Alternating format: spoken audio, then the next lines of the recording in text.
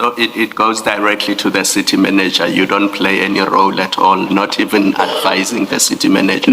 No, I do, Chair. The list, I'm CC'd on that, and I do confirm that we did receive a list from the various departments, and this is a list that the city manager can endorse.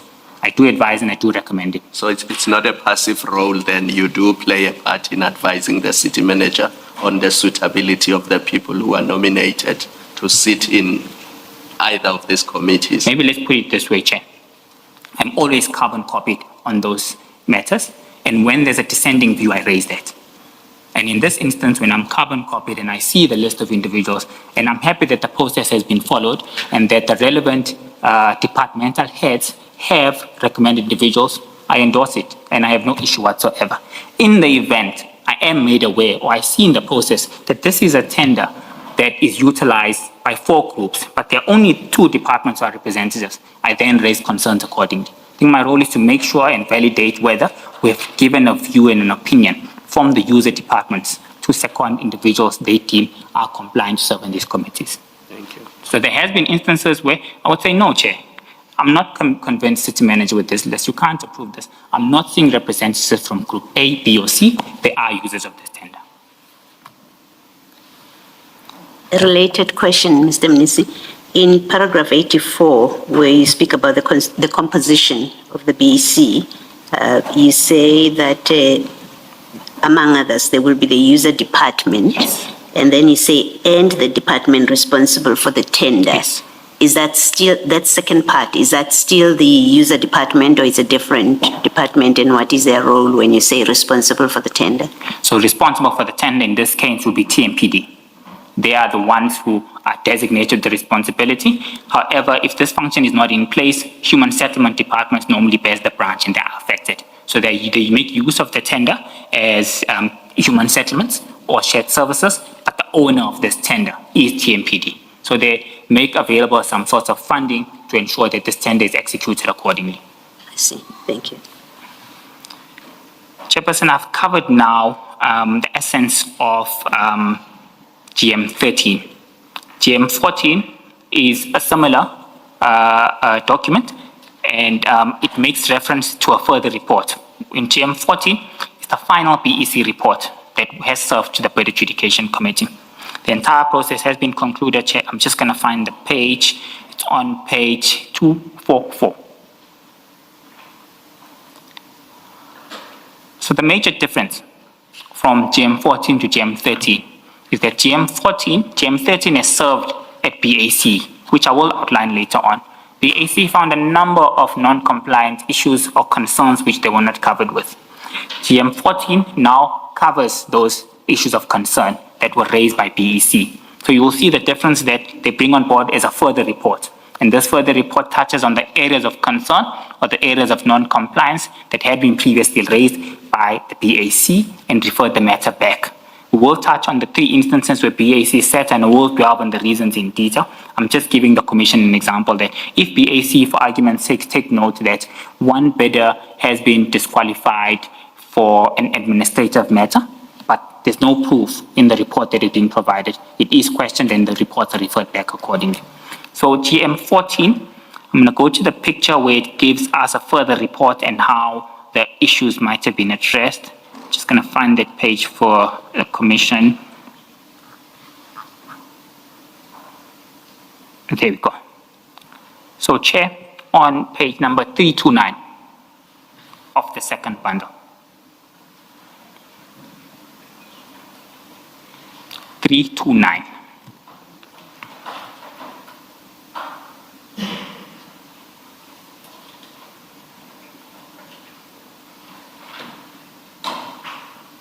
On 329, it comes back as a further report, and this is the major difference because this is the final report that serves at BAC now. It says as a further report, matters raised by the BAC, 1 to 6. This was the issue that was raised. These are the responses that we are bringing on board as BEC. Sorry, Mr. Minister. Before going directly to GM14 from GM13, should you not have gone back to the narrative at page 21 and picked up from 84, which would then take you to GM14? Chair, I think what I was trying to do is GM 13 is a PEC report that was referred back. So, You see, my difficulty is you refer us to a report that comes in after there has been some decision, preliminary decision by the PAC, if I understand you correctly. Okay. That's my difficulty because you have not told us anything about the PAC okay. getting involved at this stage. So it's been PEC throughout. Do you get me? I get you, Chair. Yes. So on my statement, Chair, I start covering the events of the BAC from page 22, where I deal with each of the events. So I'm not sure you would want me to deal with just... Is it not page 21, paragraph 84? Yes, page 21, paragraph 87, 21, 87. On the first bundle, on my sworn statement, I start dealing with the process of the adjudication committee. 21 of my sworn statement, paragraph 87. So I'm almost getting to your concern, Chair, where we'll outline each. Okay, maybe let me hear you out, yes. So I'm concluding on GM 14, and I'm saying on GM 14, the purpose and the difference between GM 13 and GM 14 is that it comes as a further report now. BAC have raised concerns. I will outline on these concerns on each of the 3 occasions soon, Chair.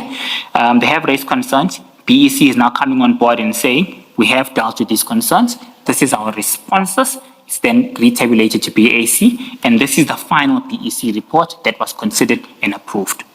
So now, Chair, I would like us to go back to the main statement on page 21, where I would outline now the bird adjudication process, as well as the 3 sittings that's set, which one now will tie your concern in terms of what happened with that report, why was it not approved, and why was it returned back, and of course, obviously, how it was remedied moving forward. On 21 of the main bundle, or the sworn statement, I now deal with the bird adjudication committee process. The bird evaluation committee presents its evaluation outcomes and recommendations to the bird adjudication committee. On this instance, it was on 3 occasions for this tender, Chair. It was on the 4th of September, 2025. It was on the 18th of September, 2025. It was on the 25th of September, 2025. On 88, I cover in summary that on the first 2 occasions, the matter was referred back to the BEC. This includes GM 13, Chair, where the matter was referred back to the PAC for further clarification, refinement, and alignment with the applicable supply chain management requirements. The bird evaluation committee duly considered the PAC's input and effected the necessary corrections and enhancements to the evaluation report, ensuring that all compliance, technical, and governance aspects were adequately addressed. Further to that... Before you go on to the next paragraph, and you don't need to refer us to the document if it's not necessary. The power or capacity of the BAC Yes. to refer back to the BEC, where is that contained in the SCM policy? It's in the delegation of authorities, Chair. When systems of delegations, the roles and responsibilities of the bird adjudication committee as per the MFMA, those are delegated. These are functions delegated to the city manager, who further delegates them further to myself, who I serve as the chairperson, as well as other members who are serving on the bird adjudication committee. So the real reason for referring back, if we see issues of non-compliance, if there's errors of non-compliance to the prescriptions, the MFMA regulations, as well as the policy, we are entitled to refer that back and not advise the accounting officer to appoint as a result of glitches which might not have been clarified by the PEC at that stage. So those functions are as per the MFMA delegations, delegated by the accounting officer to the bird adjudication committee. They are clear in the appointment letter that it gives to members of BAC committee as well, in terms of your roles, your responsibilities, and the key functions that you must execute. Okay, I don't know whether it's me not understanding your answer or maybe I didn't express myself properly. What I'm trying to understand is when the BAC Yes. exercises a power to refer back to the BEC, where is that contained? And I ask the question because I'm aware of some instances in another city where a BEC, after the BAC referred back to the BEC said, no, we've done our job. we are not going to look at this again. We don't have the power to look at it again.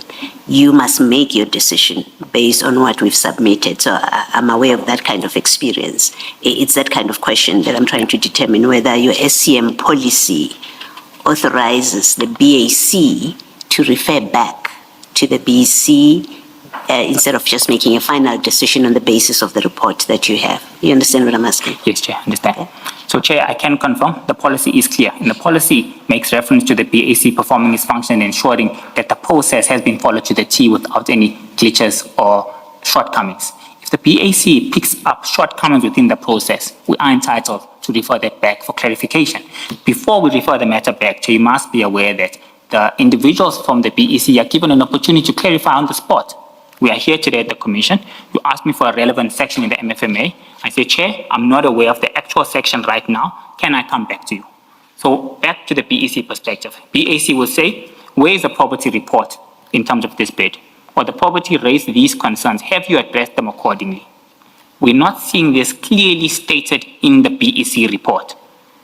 The BEC is there to answer that question. If they're able to answer the question, we are then satisfied with the response and the procedures move further. If they're unable to answer that question, Chair, we're then at a standoff. And this is when we refer matters back. When answers are not readily available by the BEC, or whether the BEC themselves need to reconstitute in terms of responding to the BAC on that particular query. This also happens from the accounting officer perspective, Chair, where the BAC would conclude on an award. The accounting officer's got the power to refer that back and say, I'm referring this back. I'm not certain whether you have covered area 1, 2, or 3, or within the mandatory requirement stage. I'm not convinced that bidder number 2 has complied with these issues on board. So that also happens on a regular basis. BAC is able to respond. If we respond accordingly, the accounting officer then okays that response and approves. So in this instance, the answers from the BEC were not readily available. Hence, the matter was referred back. And the BEC accepted, Chair, that this is something that we need to look at. This is a compliance glitch that they might have overlooked as well. Or the report was not clearly stated on how they addressed matters of that nature. The nitty-gritties are essential, Chair, because the city is always embroiled with legal battles with service providers as to why they've been disqualified in some instances, and in some instances, why others are appointed. So these decisions that are taken must not be subjective, it must be objectively stated within that. I'm not sure if that covers you, Chair, Commissioner. Okay, look, I think we'll discuss it further as you testify, but I hear your answer. Chairperson, I was on item number 88, where I concluded that on the first 2 occasions, the matter was referred back to the BEC by the BAC for further clarification, refinement, and alignment to the applicable supply chain management requirements. The BAC duly considered the BAC's input and effected the necessary corrections and enhancements to the evaluation report, ensuring that all compliance, technical, and governance aspects have now been adequately addressed. On 89, I touched following the incorporation of these revisions, the BEC resubmitted the matter to BAC on the 25th of September. The BAC was satisfied that all outstanding issues had been appropriately addressed and resolved. The BAC subsequently approved the recommendation, resulting in a formal signing of the resolution and its submission to the accounting officer for further consideration and approval in accordance with the prescribed SCM delegation framework. Chairperson, with your permission, I now deal with what transpired on each of the days, on the 4th, the 18th, and the 25th at the BAC itself.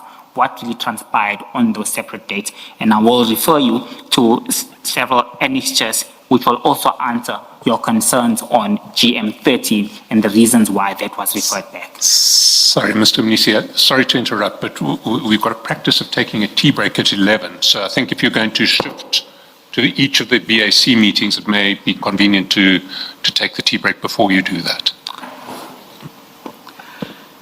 Thank you, Mr. Shaskelson. Let us adjourn and resume at 11:35.